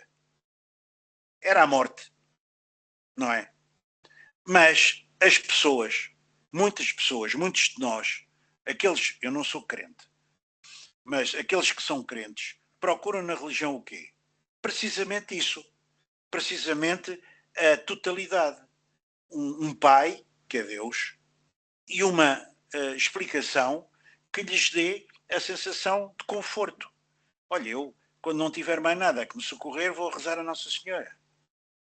E às vezes, eu próprio, que fui educado como cristão católico, quando era miúdo, depois deixei de crer quando tinha 15 anos, eu às vezes dou por mim a dizer, ai, minha Nossa Senhora me valha, ai, meu Deus, ajudai-me nesta situação.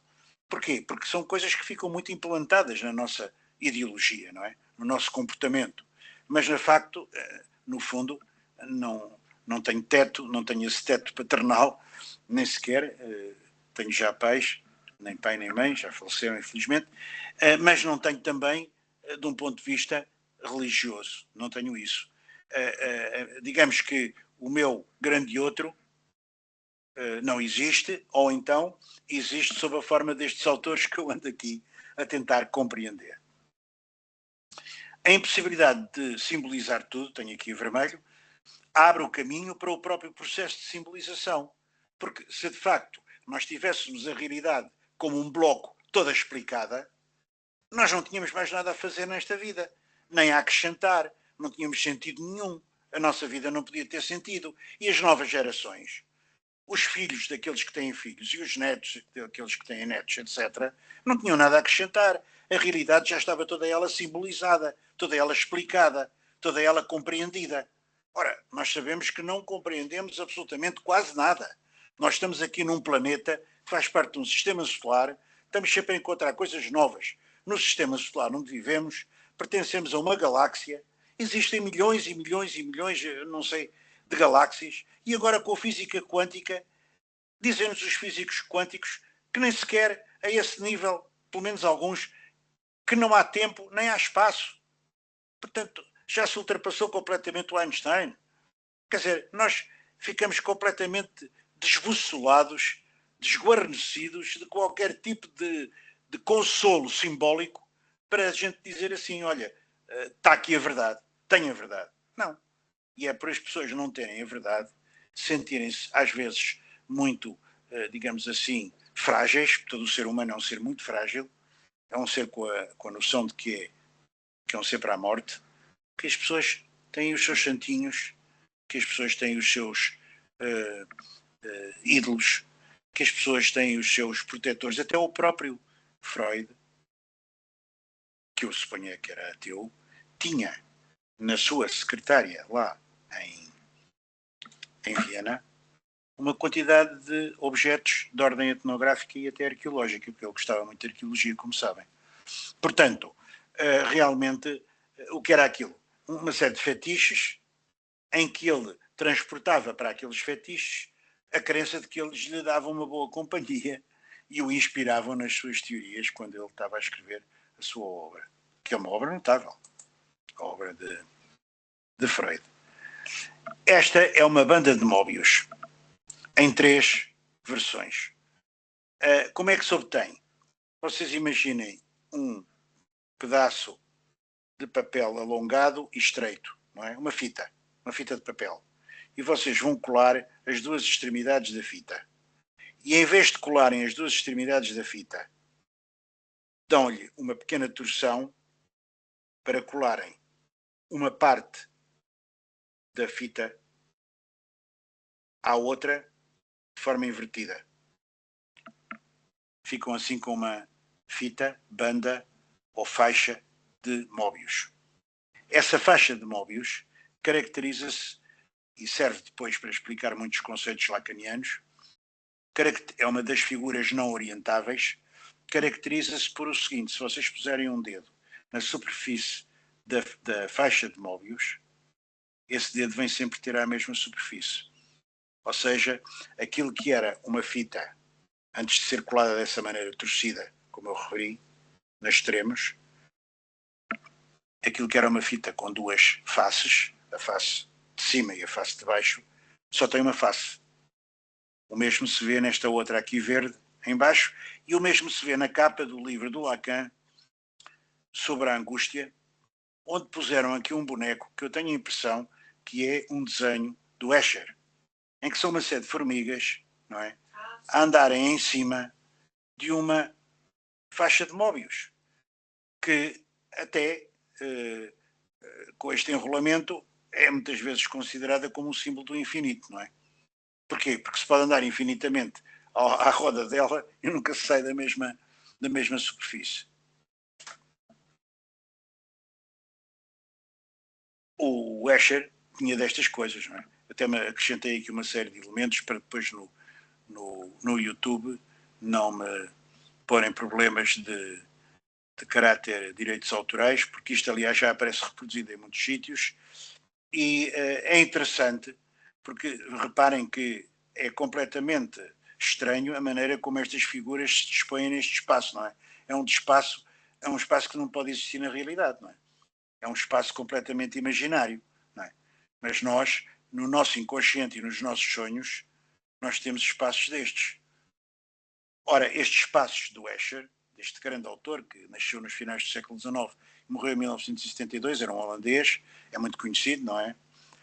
É muito interessante porque há um professor em Coimbra, que é o professor Diogo Ferrer, que tem este trabalho que eu aqui indico, depois podem apontar quando isto estiver publicado, espero conseguir publicar isto no YouTube.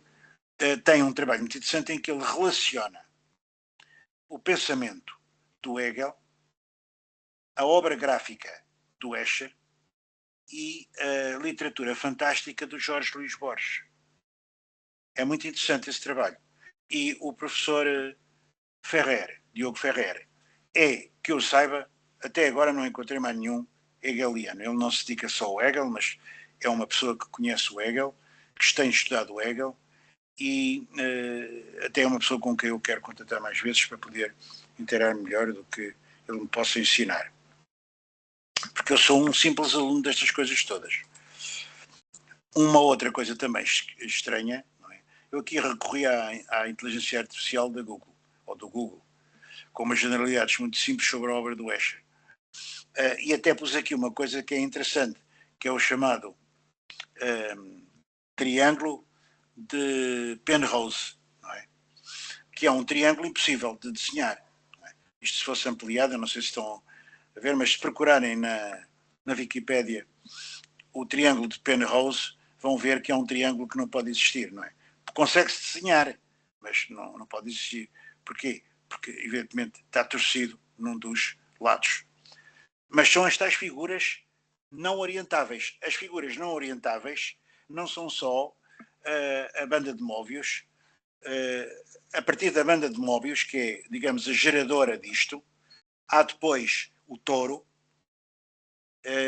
e há depois o cross-cap e há depois a garrafa de Klein. A garrafa de Klein, então, é uma figura não orientável, que aliás é tratada é abordada pelo Zizek naquele livro que já foi publicado cá em Portugal, Sexo e o Absoluto Falhado, que é muito interessante, que é uma garrafa, não é? Em que o gargalo da garrafa, a determinada altura, aquilo só se pode ver a 4 dimensões, isto é, 3 dimensões mais o tempo, vira para o bojo da garrafa e entra dentro do bojo, não é? E vai preencher o fundo, de maneira que a garrafa fica completamente fechada. A garrafa de Klein. Klein, aliás, é um matemático que inventou uma quantidade de coisas. Eu não percebo nada de matemática, só sei isto. Mas se virem, de antes havia no YouTube uns vídeos muito interessantes, porque a garrafa de Klein só se compreende bem vista em movimento. Mas se puderem, vejam garrafa de Klein. K-L-E-I-N. K-L-E-I-N. Garrafa de Klein.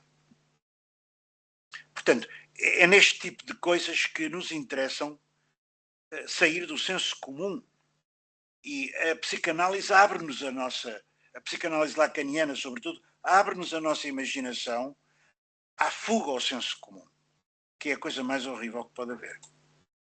Cá está outra das figuras que o Lacan adotou para unir num laço que é indispensável ter estes 3 elementos, pelo menos, porque pode-se acrescentar até um 4º elemento, o que já complexifica esta questão, que é o nó borromiano. Borromiano vem da família Borromeo, que é uma família que existia em Itália na Renascença e cujo brasão tinha um aspecto parecido. Não era a cor, não era disto. Isto é já uma das várias formas de apresentar. E o que é que isto significa? Significa que as 3 instâncias da realidade humana, que é o imaginário, ou seja, aquilo que muitas vezes é posto na base, não é, da nossa experiência humana, quer dizer, quando a criança olha para o espelho e pela primeira vez se reconhece como sendo ela, não é? Há um começo de simbolização aí, um começo de autorreconhecimento. Depois o simbólico, quando entra na linguagem e já consegue formular pedidos em vez de fazer demandas ou choros ou coisa assim para ser alimentado, ou porque tem que fazer cocó, ou tem que fazer xixi, ou outra coisa qualquer, já começa a conseguir formular frases, mãe, pai, quero isto, quero aquilo. Portanto, entra dentro do simbólico e isso é a base para desenvolver toda a cultura, tudo aquilo que o ser humano acrescenta à natureza. E depois há um elemento terceiro que entra nisto, e sem o qual tudo isto se descompõe, que é o real. E o real é qualquer coisa que no fundo não existe. É um bocado como o objeto A. O objeto A é uma espécie do resto do real que caiu na nossa realidade como objeto de causa do desejo. Mas o real, em si mesmo, não existe. Mas existe desta forma. É um pouco como a matemática, não é? Na matemática estamos a tratar com coisas abstratas. Aqui estamos numa certa abstração. Portanto, está aqui uma definição que diz real refere-se ao que é impossível de ser simbolizado, ao trauma, ao excesso, aquilo que escapa à ordem simbólica.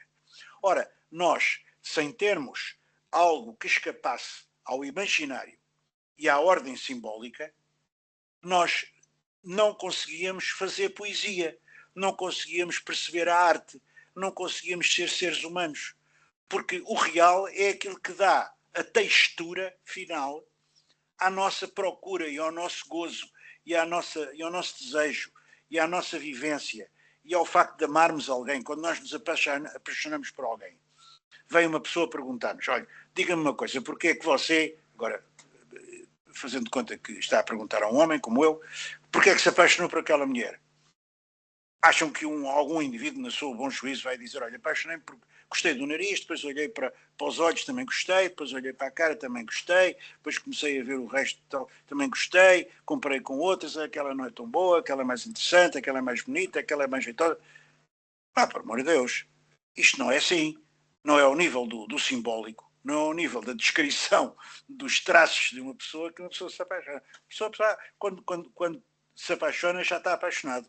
Portanto, é como os ingleses dizem, cai apaixonado, fall in love. Portanto, o real é isso. O real é a situação em que nós nos encontramos quando nos passamos completamente, não é? Quando deixamos de ser aquilo que costumávamos ser para passar a ser outra realidade. E é aquilo que nós, no fundo, também sentimos quando ouvimos uma grande obra de arte. Eu, por exemplo, às vezes estou aqui em casa com os auscultadores que eu gosto muito, fico surdo, mas paciência, e ouço aqui obras, por exemplo, do Handel, ou do Vivaldi, ou outra coisa qualquer. Eu às vezes atingo aqui quase um êxtase, não é? Quando nós estamos com alguém numa relação amorosa e atingimos o orgasmo, de certo modo o orgasmo é qualquer coisa que não é puramente físico. O orgasmo é sempre acompanhado de fantasias, para nós podermos ter esse prazer, atingir esse prazer, não é? É uma coisa mental também, não é só física. Porque se fosse física nós não conseguimos nunca chegar lá. Não é? Portanto, isso é o real. O real é qualquer coisa que está a esse nível, não é? E o nó borromiano é o nó do laço destes três elementos compostos, sem os quais o ser humano não é ser humano. Vitor, há uma pessoa que quer entrar. Há uma pessoa que quer entrar? Sim. Veio tarde. Ora, vamos lá ver. Ana Figueiredo, será aqui? Sim. Ana Figueiredo, quer entrar? Sim, desculpe, não sei o que fiz, inadvertidamente saí, desculpe-me. Não tem mal nenhum. Obrigada. Peço só o grande favor de desligar o seu microfone. Obrigada. É só por causa do som.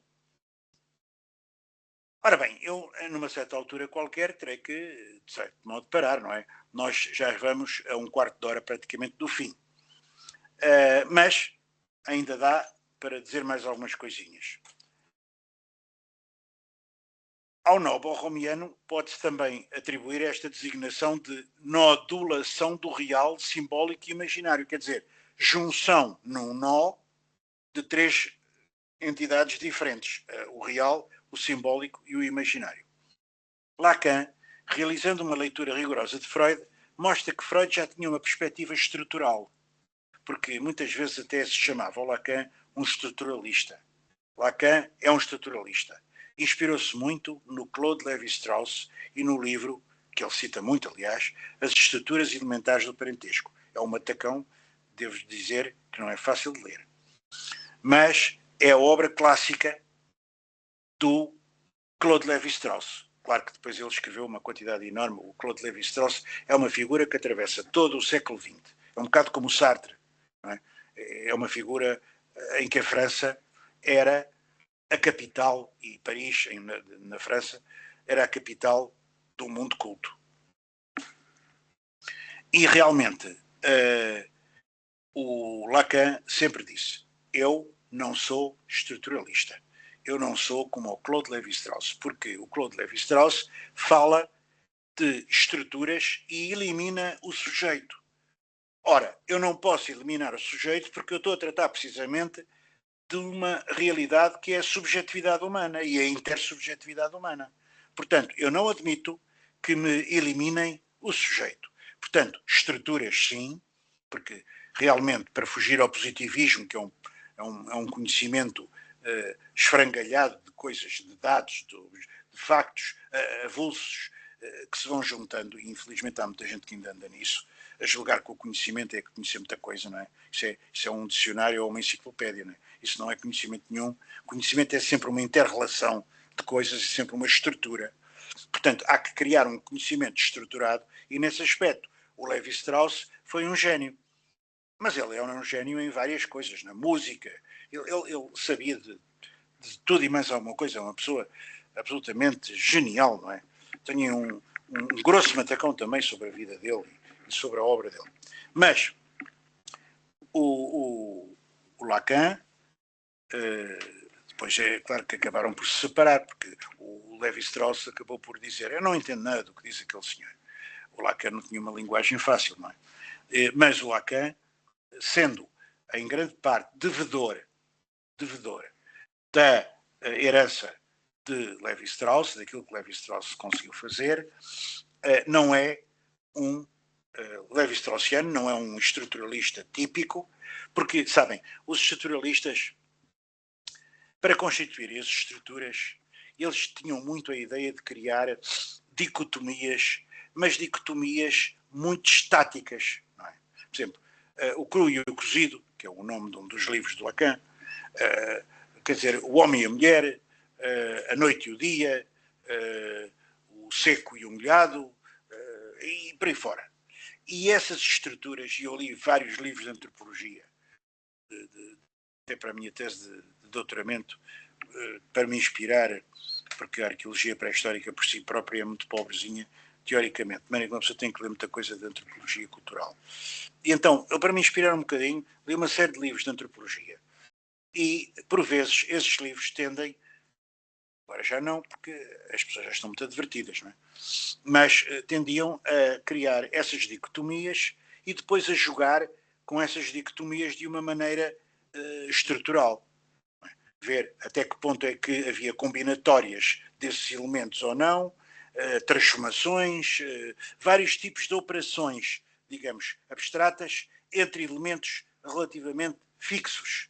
Ora, não há nada de mais anti-Lacan, mais anti-lacaniano, do que estruturas fixas. Pela razão seguinte, é que cada pessoa, cada um de nós, é irrepetível.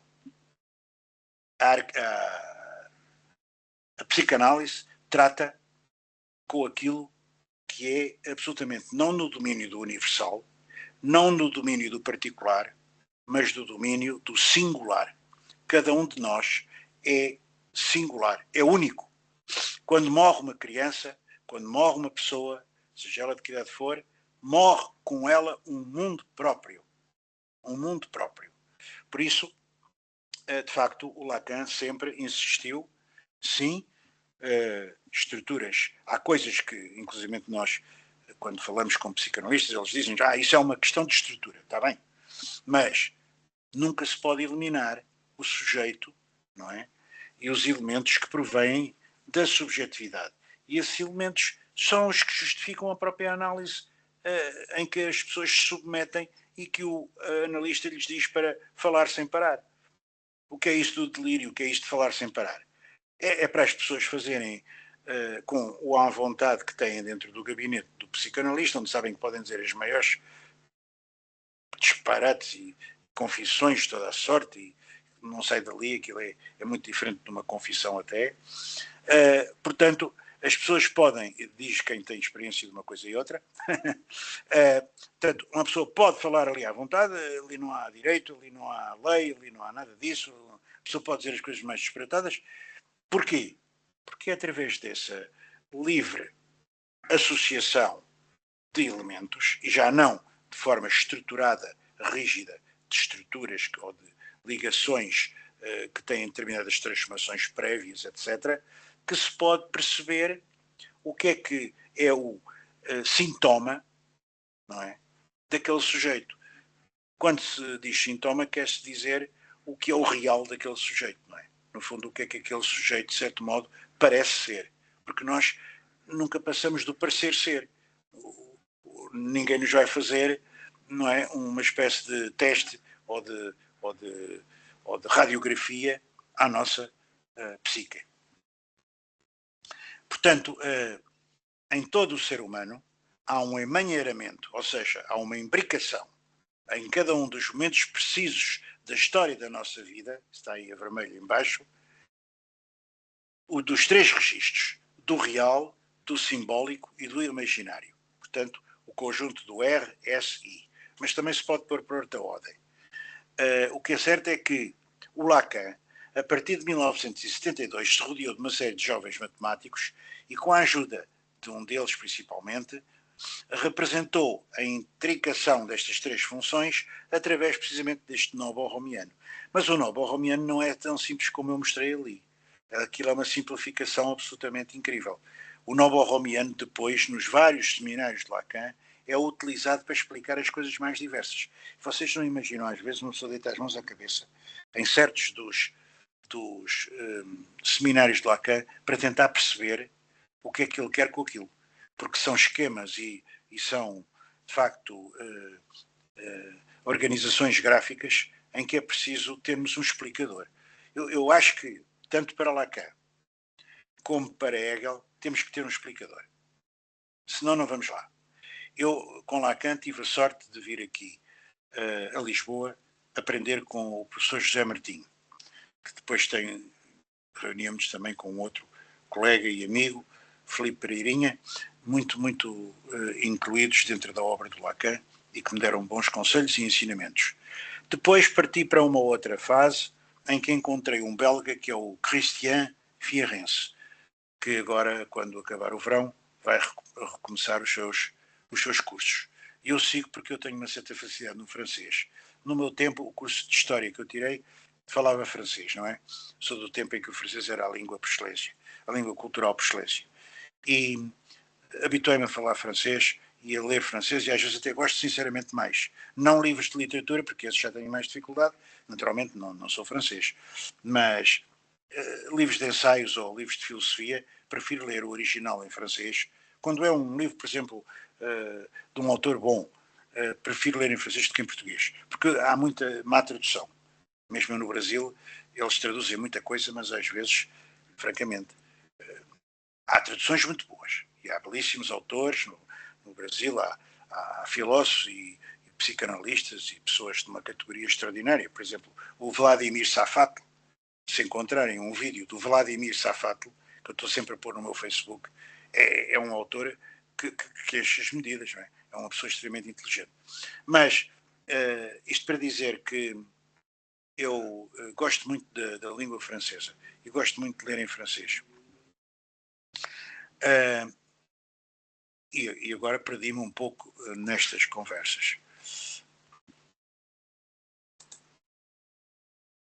Continuando com a castração simbólica. Um ser humano não existiria na sociedade se não tivesse sido castrado por instituições tanto burocráticas, mecânicas, como simbólicas.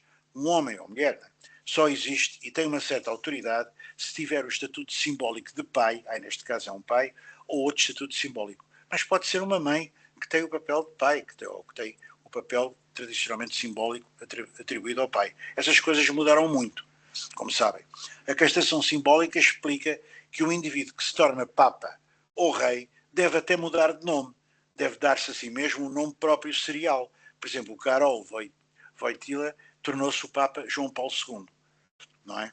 Os papas têm um nome que é o nome de Papa, que não tem nada a ver com o seu nome de pessoa, não é? Para quê? Para acentuar o caráter simbólico que eles têm na sua função. A castração simbólica implica também que, se eu desejo possuir algo, devo primeiro aceitar a alienação do meu desejo, devo concordar em submeter o meu desejo ao ditame da ordem simbólica. Por exemplo, eu não posso agora, propriamente, desejar, não é, neste momento, cortar com a sessão e ir dar uma volta. Vocês achavam que eu estava a brincar com vocês ou estava maluco. Ou não posso desejar ir amanhã a um stand automóvel e comprar um carro de alta rodagem que não tenho dinheiro para isso. Portanto, eu tenho que estar incluído dentro de uma determinada ordem do senso comum. O senso comum é importante, é fundamental para nós vivermos em sociedade. Só que esse senso comum temos que ter permanentemente um enorme desfazamento, não é, em relação a ele. Ou seja, nós estamos a falar às pessoas e estamos a dizer, olha, para esta pessoa vou utilizar o senso comum A, para aquela vou utilizar o senso comum B, para a outra vou utilizar o senso comum C. E consoante as circunstâncias da vida, não é? Os cenários, porque nós temos muitos cenários, nós representamos na vida vários papéis. Se eu for a uma faculdade, falar com colegas meus, tenho que falar de uma maneira. Se eu for ali ao supermercado e quiser um auxílio lá de alguém, porque agora já não há quase empregados, para me dizer onde é que está, sei lá, um produto qualquer que eu procuro, tenho que ir interrogar uma das empregadas que por lá andam.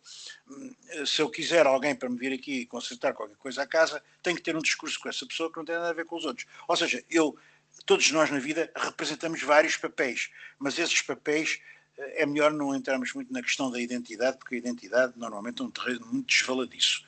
É um terreno de águas turvas e onde normalmente há bastantes areias movediças. Não é? A identidade implica, lá está, a tal cristalização de um sentido que nós queremos a todo custo evitar no que diz respeito à realidade subjetiva, individual, única, singular de cada sujeito.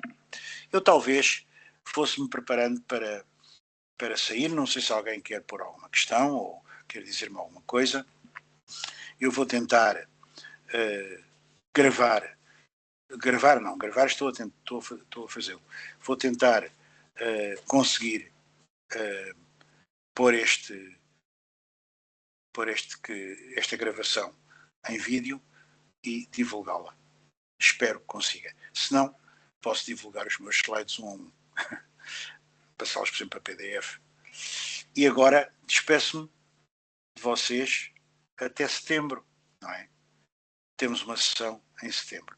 As pessoas que são sócios das associações a que estamos ligados, amanhã temos uma tentativa de também utilizar o Teams, mas já não sou eu a liderar, é a minha amiga e colega Naval, em que vai falar uma senhora interessante. Espero eu que não haja problemas. Muito obrigado pela vossa atenção e uma boa noite. Estamos a 2 minutos do fim. Boa noite. Boa noite. Boa noite, muito obrigada. Muito obrigado também pela atenção. Sair daqui, sair. Não pode sair, então tens primeiro de sair, mandares o vídeo para ti, não sei. Aqui. Tens que parar a gravação. Ações. Gravar e transcrever. Ações da reunião.